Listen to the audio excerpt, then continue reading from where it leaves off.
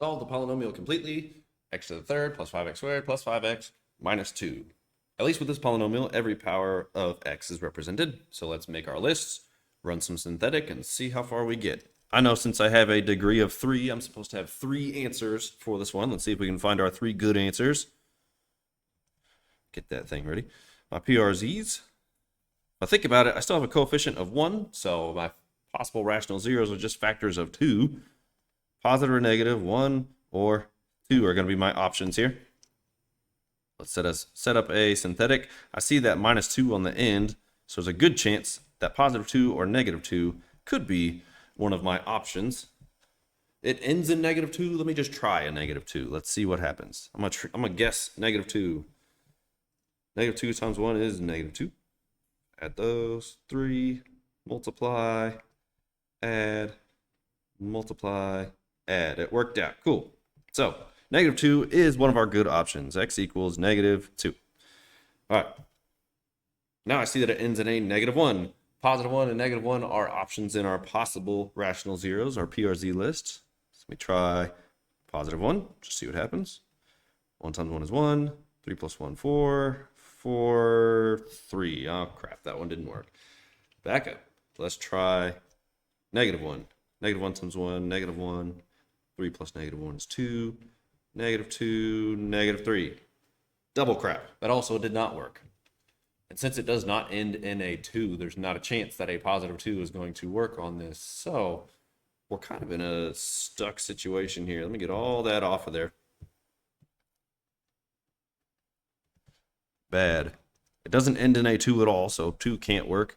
1 doesn't work. Negative 1 doesn't work. So out of my 4 possible options, only negative 2 is a good one, but it's a degree 3. I'm supposed to have 3 solutions.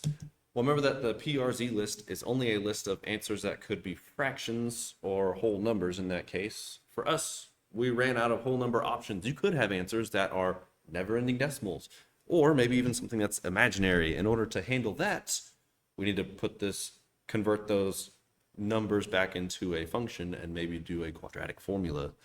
So I'm going to write this as 1x squared plus 3x minus 1 equals 0. I'm trying to solve this now.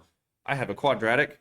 Since we don't have whole number answers, we can't factor it. So I think the easiest option would just be to throw it into a quadratic formula and go from there.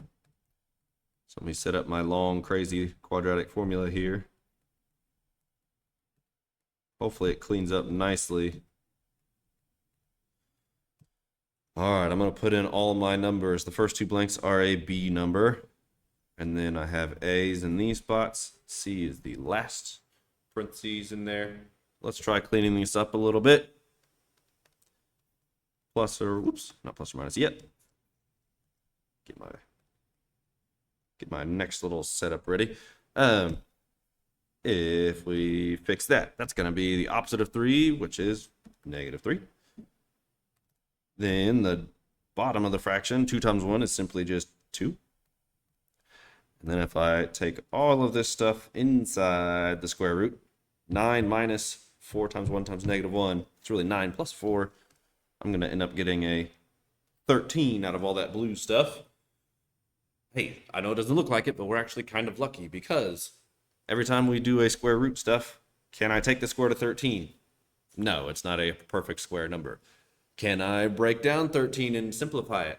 Also no, because it's a prime number, so we can't do anything with it. This right here is, or contains, our other 2 answers because there's a plus or minus version of this. Let's write our 2 answers out separately in our good list here. So I have negative 2 as an option. I have negative 3 plus square root of 13 over 2. Whatever that decimal number is, who cares? That is an answer. And then I also have negative 3 minus square root of 13 over 2. That was kind of gross. But whatever this stuff is worth as a decimal would be one of my answers. Whatever this is worth as an answer, or decimal, is an answer.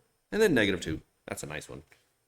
So my good answers are these ones right here. So if you're working this down and you get to a point where all of your possible options, except for maybe one of them, didn't work, you might need to convert it into a quadratic. and use quadratic formula to finish it out.